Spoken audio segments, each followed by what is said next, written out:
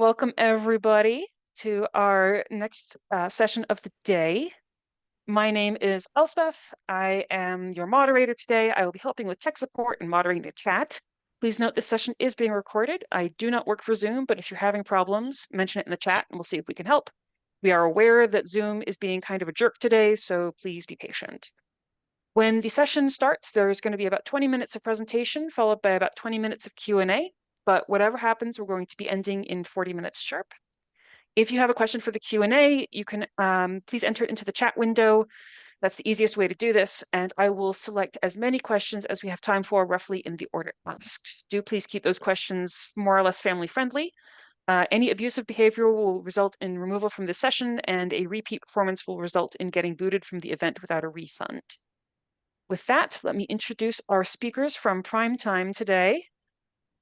Rob has 1/3 of a politics degree, and he's making the best of it. With a longstanding interest in all things political and historical, Rob currently works in public affairs.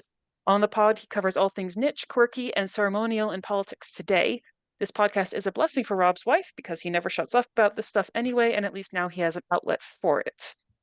And with the Patreon, gets a little bit paid for it. So that's always nice too. That's a bonus. John has a maths degree and works as a data analyst. He has a background in local politics and does most of the historical research for Primetime. He lives in London with his husband and Dogcast, the podcast's canine legal counsel, who is very cute. We saw Dogcast earlier. Hess has a degree in English and languages and was a driving force behind setting up the history podcast. She's still not sure how Rob and John tricked her into agreeing to the political side of it. Hess's field of specialty is ladies of quality and distinction, and she spends her remaining time working as a teacher, looking after Podcat, Primetime's head of research. Now, in collecting information from the hosts when they registered, our organizers did ask them about their favorite dumplings. So while John has expressed a preference for soup dumplings, my notes say Rob opted for additional dumplings, which is a mindset I can get behind for basically any kind of these things, just more. Yeah. Hess, on the other hand, is being deceptively vague on the subject of dumplings. I'm gluten Over to you intolerant. I will have your additional dumplings. Please. Thank you very much, Well, Elspeth. Yes, thank you, Yeah, Elspeth. thank you. So, hello and welcome to Primetime Prime Ministers at Intelligent Speech. It's great to be here. Very excited. In our main series, we talk about and rank prime ministers, but we also have a secondary series, well, several secondary series, but a secondary series called Prime Cuts, in which we talk about all the weird and quirky stuff that happens in politics and parliament more generally. I'm John. I'm Rob. And I'm Cass. And today we're going to be talking about deception in the parliamentary voting lobbies, which hopefully will be more exciting than it sounds. That's true. We're setting ourselves up for a dull episode. So thank you actually for joining, everyone. For those who didn't listen to our very, very impressive episode a couple of years ago on exactly what the parliamentary voting lobbies are, can anyone give us a little reminder? I'm going to hand this over to John. So they're the rooms that you go into so that you can say there are more people in this room than there are in that room, so we win the vote. That is exactly it. So when MPs or lords need to vote on something, lots of bells ring all over the parliamentary estate. They all come running, not to the chamber, but to one of two rooms that run alongside. The right-hand room for yes, the left-hand room for no. After about 10 minutes, all the entry doors are locked, so no late-coming MPs can get in, and then they all start to file out through the exit door, at which point they are counted, and then you can see which room had the most people in it, and therefore which side won. So it's a weird physical way of voting, but it does mean that these rooms are sort of the most important. I mean, everyone talks about the chamber, but I mean, that's just people shouting. I mean, the division, the voting lobbies, that's where things actually get voted on and passed and governments collapse. So they are sort of the most important, but because they are both the most important and also the ones that have no journalists, public, cameras, microphones, anything, all sorts of stuff can go on in them. We've talked a little bit already in a previous episode about some of the stuff that, some of the weird and wonderful stuff that does happen. Can anyone give us a quick reminder of the strangest things that we've heard of? I remember, I think, was it Theresa May was in a ball gown? Have I remembered that?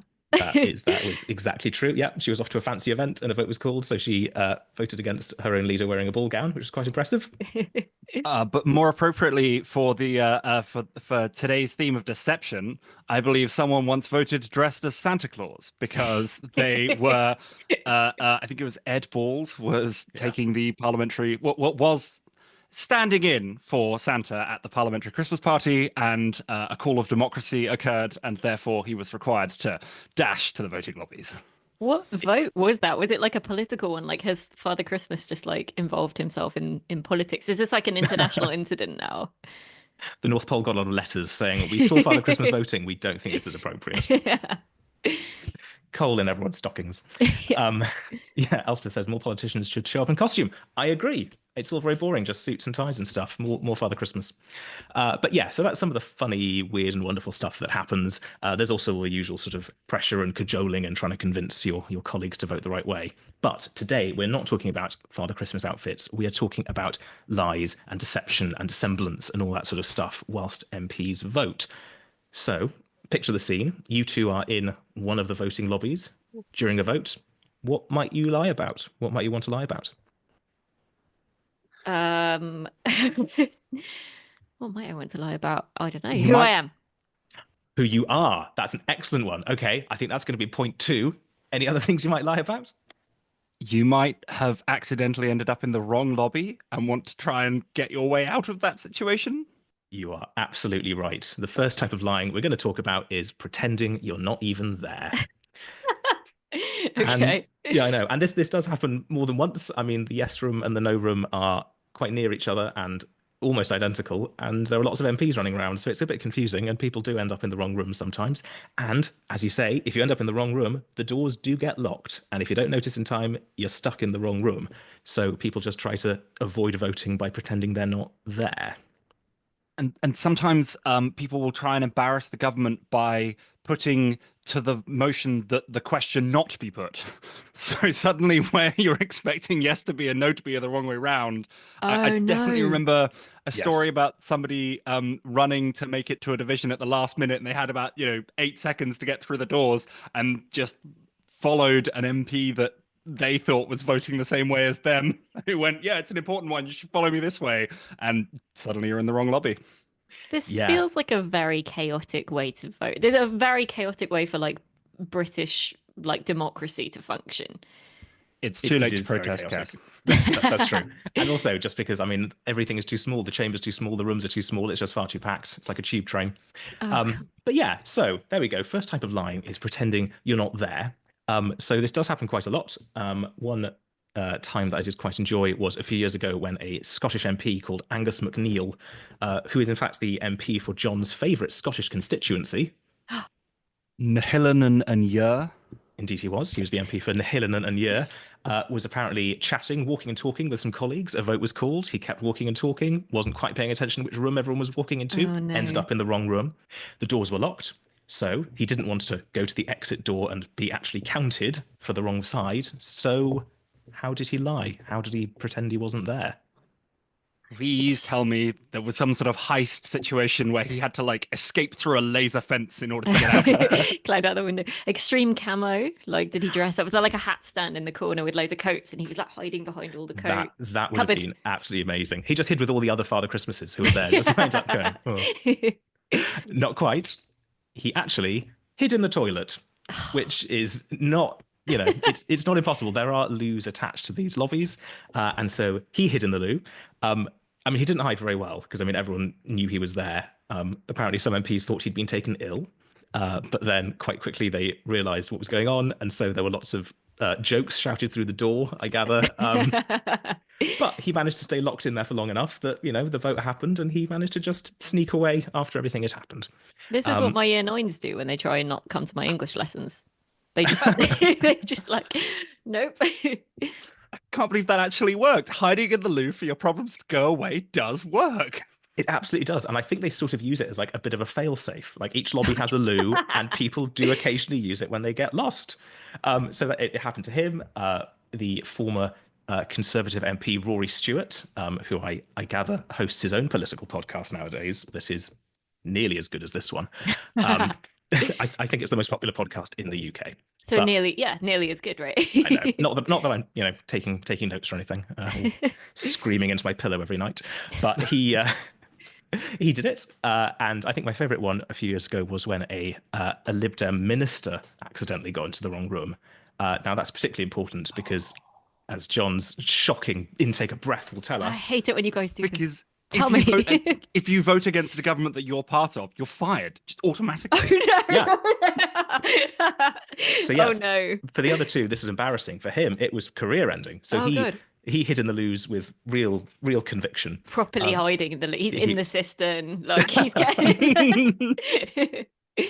Imagine. So yeah, he was there. I think the best bit of that story was it all came out, and so the next day, the Labour shadow leader of the House made quite a funny speech saying that sort of government incompetence is plumbing new depths, and the government's been bogged down in all their problems. Yeah.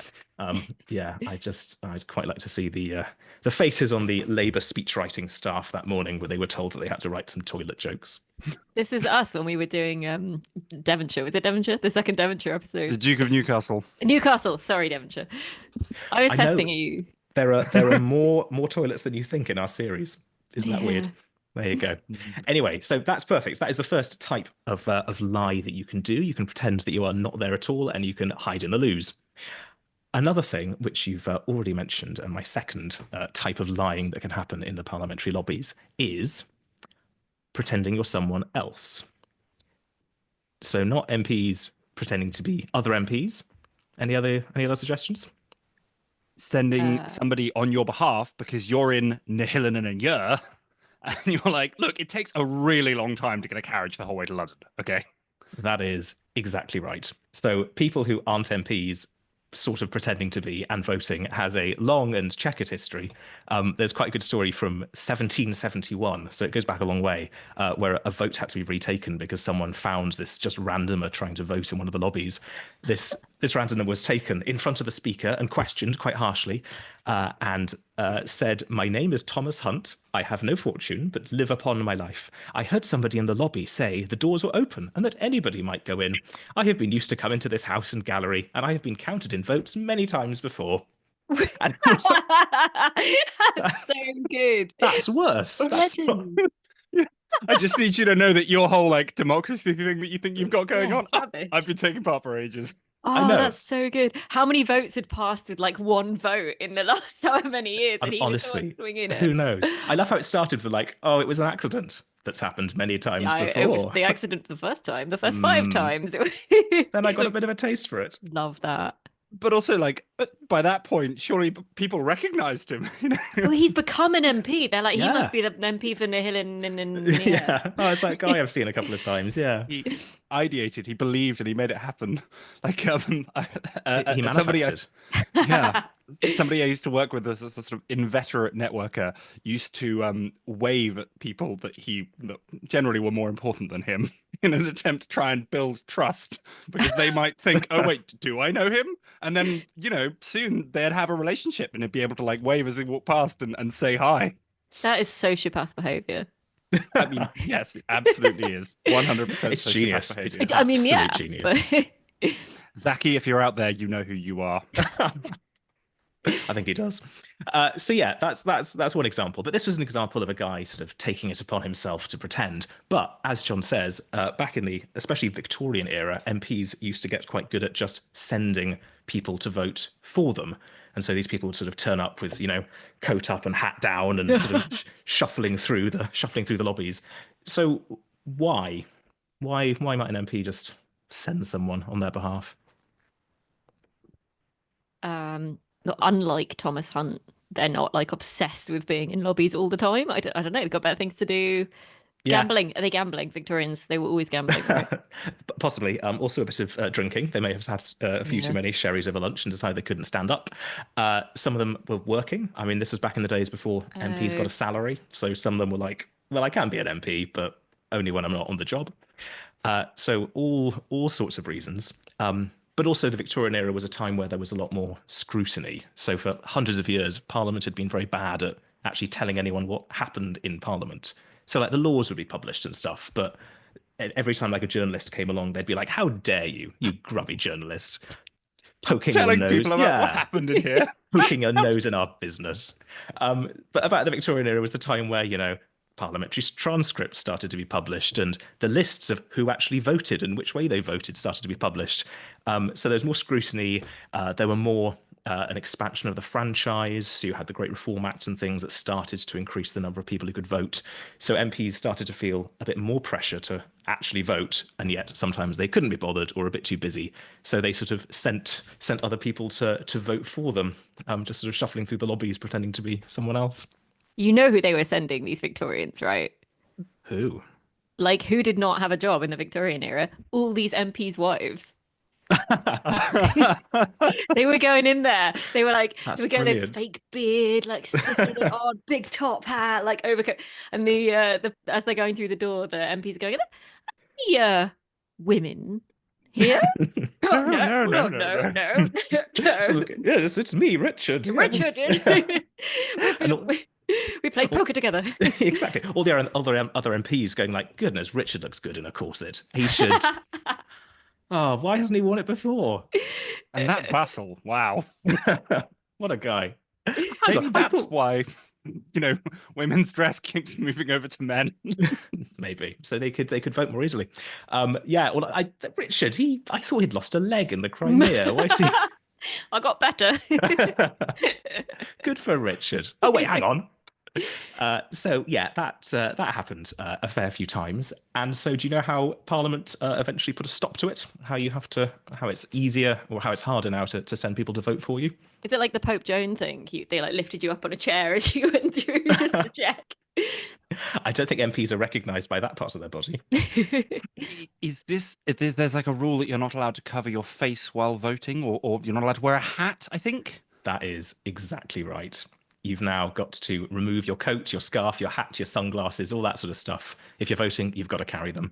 And that was brought in the Victorian era and has remained the tradition ever since. They brought in the Victorian era. Are they like checking like ye old Victorian ID, like against against people? Like, oh, I've got this sketch, this kind of caricature from the newspaper. His nose is a lot longer and he's got such sexy legs. No, I can actually answer that because I know that until very, very recently, MPs resisted having to carry any form of ID, and they just expected all security to recognize them and be able to get through security checkpoints just by waving and being like, "Look, there's only 650 of us. They should know us all by name." Like the Queen, right? The Queen has no passport, doesn't she? Isn't that a thing? Well, that's true. She doesn't now because she's no, that's dead, true. but... I keep forgetting about that. That is also true. Also, to be fair, I think she was a bit more recognisable than 650 random MPs. There is that. There is that. But yeah, that's still the rule. You've got to sort of carry your coat or whatever when you're voting. But all this sort of came up a little bit. All these stories were regaled a couple of years ago. It sort of came back to public consciousness. Any reason why? This is gonna be... yeah. We got there at the same time. The pandemic. COVID, exactly. Face masks. And so the rules were still you had to take your scarf off and your hat off, but you also had to wear a face mask. And so MPs were like, this is a slightly odd little situation. Were you allowed to wear a face mask that had a different MP's face printed on it? Now that is genius. John, you should try it. I'm going in as like some famous person. Or like Che Guevara's voting for like very extreme. Guy Fawkes seems to have returned from the dead. Guy Fawkes has got opinions about that firework ban they're bringing in. Exactly. Well, there we go. So that was the rules, and they decided that yes, it was a bit weird, but during COVID you did have to take your coat off, but you did still have to cover your face. But it remains the rule to this day.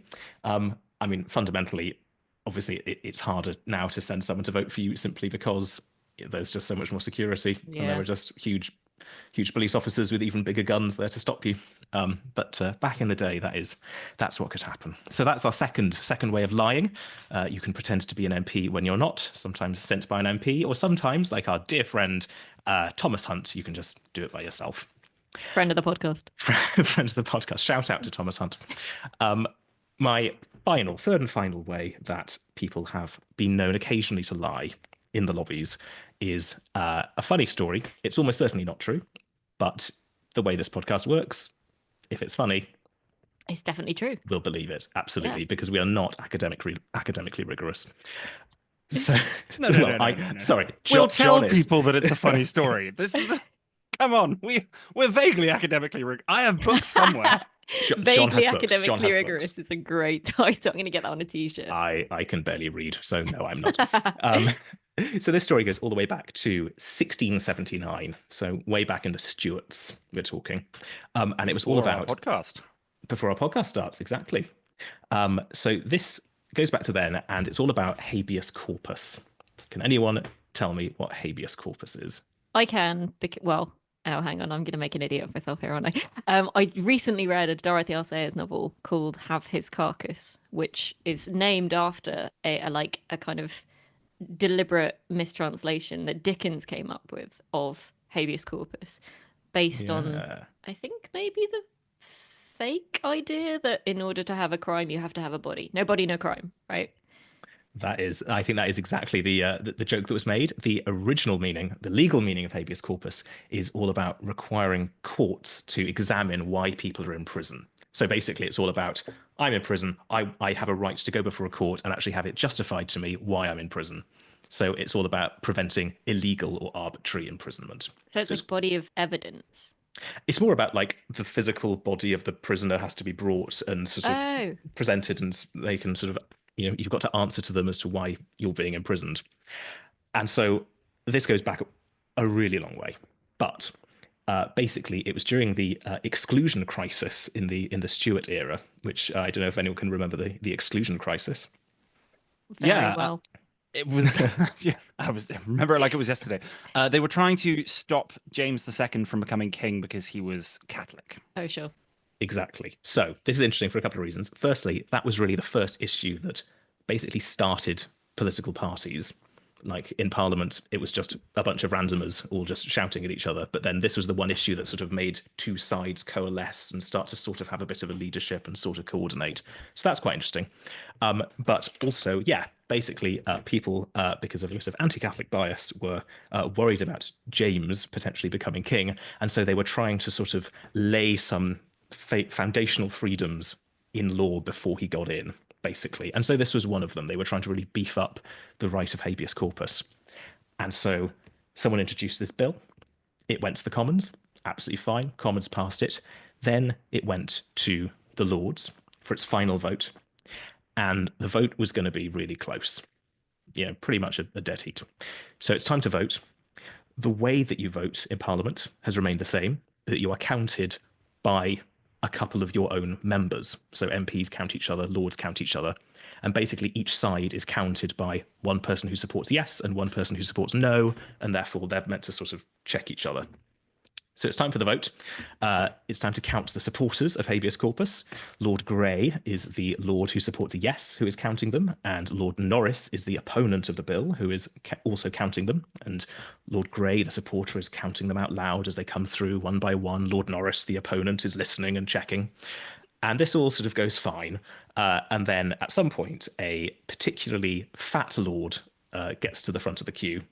And Lord Grey, who is counting, as a joke, adds 10. He sort of goes like 28, 29, 39, shoots a couple of... lads. Finger guns. Finger Political guns. weight is real weight. Finger pistol muskets or whatever they had back then. So he did a bit of that. Big, shoot a joke at Lord Norris. And he notices that Lord Norris is not paying attention. So... Classic. The book that this comes from says that Lord Norris suffered from the vapours. Sorry, so what was he smoking? Okay, yeah, this is the Victorian period. He's on that 4% solution. Like, he is off his face. Like, emotionally, he's miles away. He may be on a different planet. Left the stratosphere, yeah.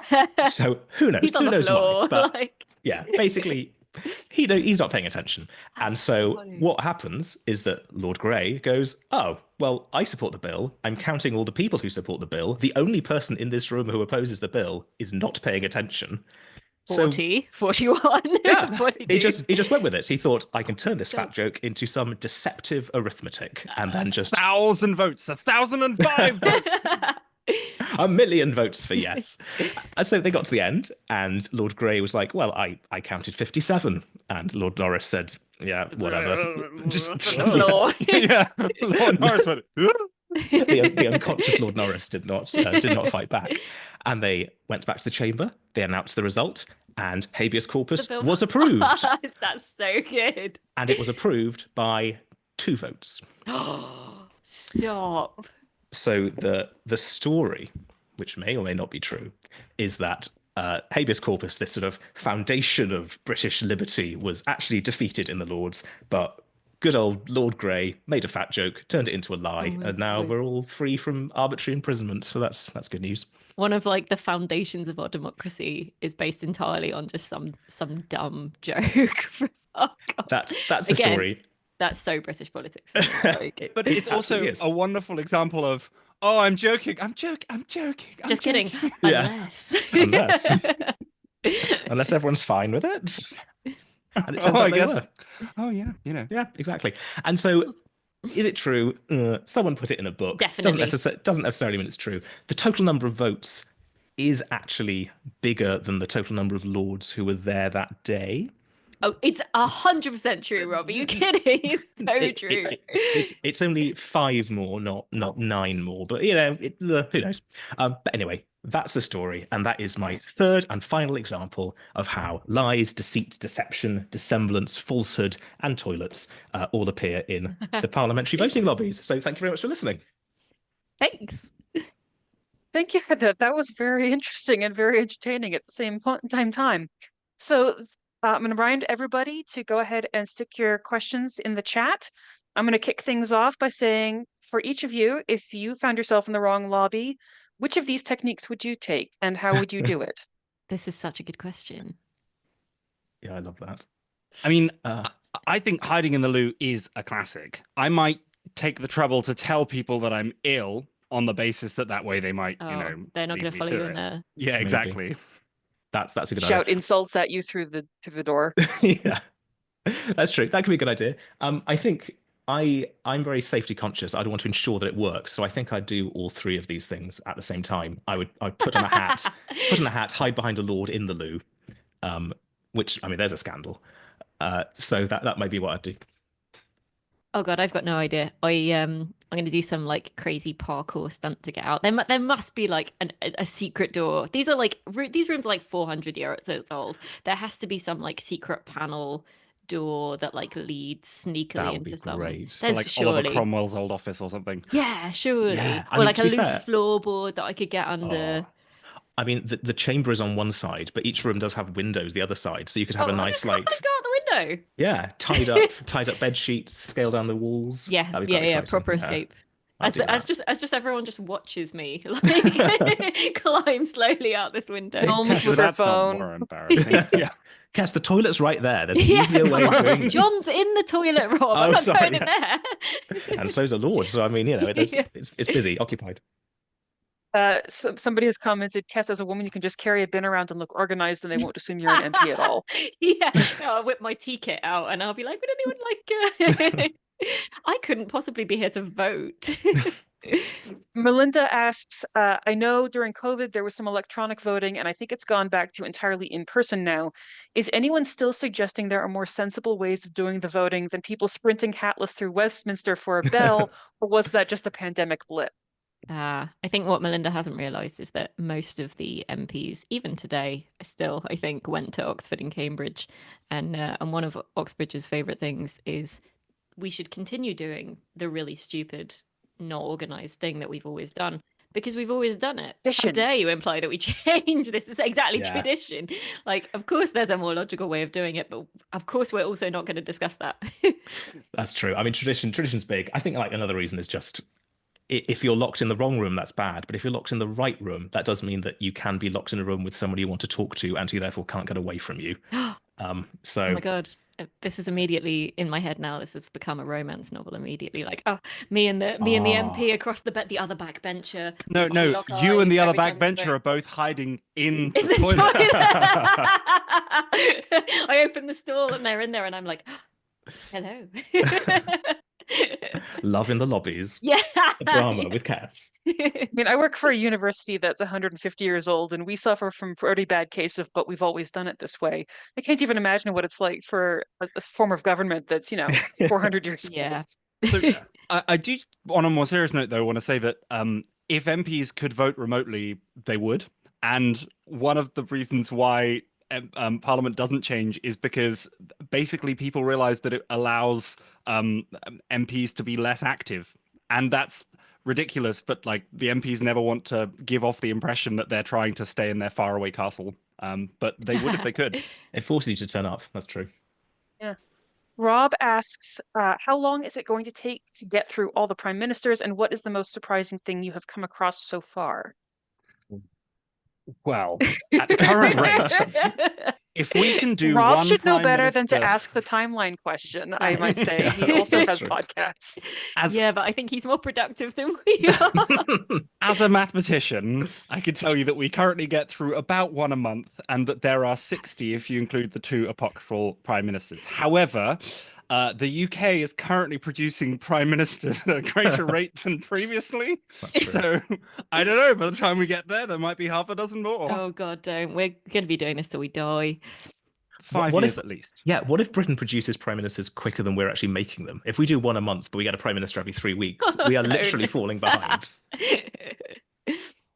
Most surprising thing. There have been lots of good ones. I really enjoyed the toilet one. It was Newcastle, wasn't it? Who missed? Did he miss the coronation, or in the middle of the coronation? In the middle of the coronation, yeah. He was Yeah, using the loo that had been arranged for the Queen.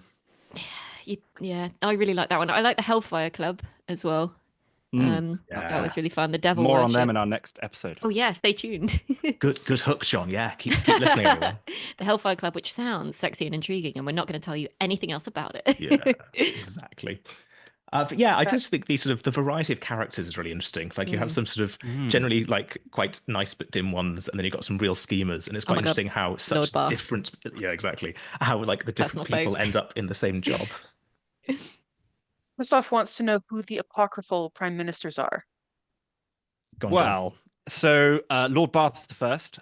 He was prime minister for. So was he prime minister is the question, but he was first Lord of the Treasury for 4 days, and for 2 days, and during that time period, nobody else was prime minister. So we say that he was prime minister, especially because it makes a good narrative, and his administration is sometimes called the taxi cab administration because it was as if he had wandered out onto the street and gone, you there, do you want to join my ministry? I think what you're forgetting, John, is that he is an official prime minister because we have done an episode on him, Okay, and yeah, that's how these things work. Yes, I mean to be fair, Well- the actual British government website does not include him, but I think it's like British Who are they? government. Who are our they to podcast. say? Yeah. And the other one is Lord Waldegrave, who was prime minister who was first Lord of the Treasury for 4 days under very similar circumstances, where it was handed over to him because they had tried various interim measures and there was a war on and nobody wanted it. And within 4 days, he kind of panicked and handed it back. And so he is not considered an official prime minister by most sources. But we did an episode on him because, why not? Yeah. Rob also wants to know, what era do you think produced the worst prime ministers? What a great question, Rob. And the answer is, of course, this era. That's true. To be fair, the only 2 eras we know about are the one that John is telling us about and the one that we're living in. So yeah, and everything it's in the definitely middle, this I one. have no idea. If you could take what Rob Walgrave, or I was trying to say Rob, you then you'd probably make quite a decent prime minister. Oh, thank you, guys. But yeah, if I could take the Georgians, If I'm not hiding in the loo. yeah, that's true. The Georgians versus Liz Truss. I don't know. I mean, I think we look at history with these lenses of, oh, isn't that funny? And it's like, well, some of these people, traded shares in a slave trading company, or There is that, yeah. suppressed what we would now consider to be great freedoms. I think it's easy to look at the modern day prime ministers and go, God, they're awful. And don't get me wrong, they are. But the scale of awfulness has moved so much. I think there might be an interesting kind of interim bit, maybe around the kind of late 19th century, when actual reform is coming through and people that we previously considered to be kind of vaguely interesting from a historical perspective are standing in the way in the most. And I think that might be quite, as we get towards modernity, we might find some quite bad things in hindsight. I like that John's answer is basically every single one is the worst in different They're ways. literally all the worst. Everyone is the worst. Just like That's how so true. in Orders of Chivalry, they're all the most noble. They're all the you most go. bad in different directions. That's our answer. All right. So more generally, why prime ministers? John. I mean, kings and queens had already been done. Yeah. And we're very much so. Kess convinced us to listen to Rex Factor. Yes, I did actually do that. I was about to be offended, but I did do that.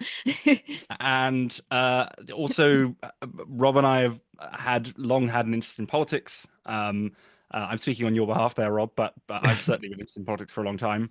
And it seemed like a natural way to go, especially in terms of the kind of the history of it. It's a period of the last kind of 300 years is so important in the formation of this country as it is today, and so I found that particularly interesting. I'm just going to throw it out there that I personally pitched an idea of doing all the Egyptian pharaohs, and we were going to call it Fowl or Pharaoh. I'm just throwing that out there for potentially don't our give next, away our next our next podcast in like 6 years down the line. 6 years at best. Yeah. However, I was overruled. No, I love it. I love it. And do you have any advice, Joe asks, for aspiring prime minister podcasters? I'm going to jump in on that one. Is this your rival? Quickly explain that this is Joe of Prime Factors, who are our friendly rivals. They are a lovely podcast, and I strongly recommend that people listen to Prime Factors. Yeah, they're so they've lovely. Just put up an episode about the Stamp Act, which I can't listen to yet because we're about to do our own episode about that period. But we are also planning a joint episode with them. And I don't know why they would suggests think that when you get to canning, there needs to be a duel. Who's the duel between? The between two us and- podcasts, I think. Oh, that's so exciting. That'd be fun. Who do we back as being the best dueler here? There's more of us than them. Oh, that's true actually, and one of us is not a child. I mean, there we go. I have plans for a miniature game show between us and them, but we'll see how that goes. If it goes badly, it'll be dueling. Then it's the duel. Yeah, the backup Pistols option. at dawn. Yeah, but no, I just think basically have John on your podcast. I mean, he's really very good and actually reads all the books and comes John up with is our driving force. Sorry, no, Podcat reads all the books and Podcat does the research and then passes it down to John, who does like some final editing. Thanks. Yeah, so actually, Rena wants to know who your favorite opposition who never got to be prime minister is. Says theirs is Fox. He's the guy, isn't he? Yeah. So I actually have a soft spot for Carteret because although he's kind of a nobody, it's because he's a nobody locally, whereas he actually kind of had this idea of going, look, we're a global nation. We control that. Why not like be involved in global politics? That's far more interesting than paying attention to what's going on back home. I quite like that he wasn't necessarily an opposition leader so much as, although he was at times, but that he was playing a different game to everyone else. I think that's really cool. I think mine is Henry Fox on the basis that A, he's the only one I could think of. B, he's constantly coming up. And C, Henry Fox is such a good name. Like he sounds like the lead character in like a really saucy romance novel. Like Roberto of Star Power and I have this like running joke where we're like, oh, what was it called? Moonlighting in the military. Moonlighting in the military, and we accidentally sort of started this running joke where we're now writing this like Mills and Boon style novel, and I feel like Henry Fox would be like the perfect lead in that story. Like Henry Fox, he just sounds like an Austen character, doesn't he? In fact, I'm pretty sure there is an Austen character called I something think like if that. you met him, you'd be disappointed. Would I? Oh, gutted. Possibly. At least maybe for the romantic side. I don't know. Can we count Dashwood? Can we count what was his first name? John Dashwood. Dashwood is a Francis. he's not really Yeah. Francis Dashwood. Okay, sorry. It's obviously sexier. John But- Dashwood is Austen. Oh, Sense that's and sensibility. that's where it's That's going. There you go. My silly answer is that it's going to be the biggest leader of the opposition of them all, Frederick, Prince of Wales, who hated his dad and his children, but died, so didn't get to be anything. So we are coming to the end of our time. Are there any last things that you'd like to say? Plug the podcast. I want to thank you That. all for coming. Thank you very Yeah. much for listening. I already did once, but I am also going to plug Prime Factors podcast, which is great because they took their last moments to plug us earlier today, which Oh, is cute. incredibly nice of them. But also, listen to our podcast and thank you for taking part in this wonderful conference and thank you for having us. It's been really lovely. It's been so good. Great. Thanks, everyone. Yeah, thanks so much. Well, We thanks. love And doing thank it. you, Elspeth. We're really Oh, pleased. my pleasure. Thanks to all three of you. I really enjoyed this, and I hope I will see everybody in the next session. Right.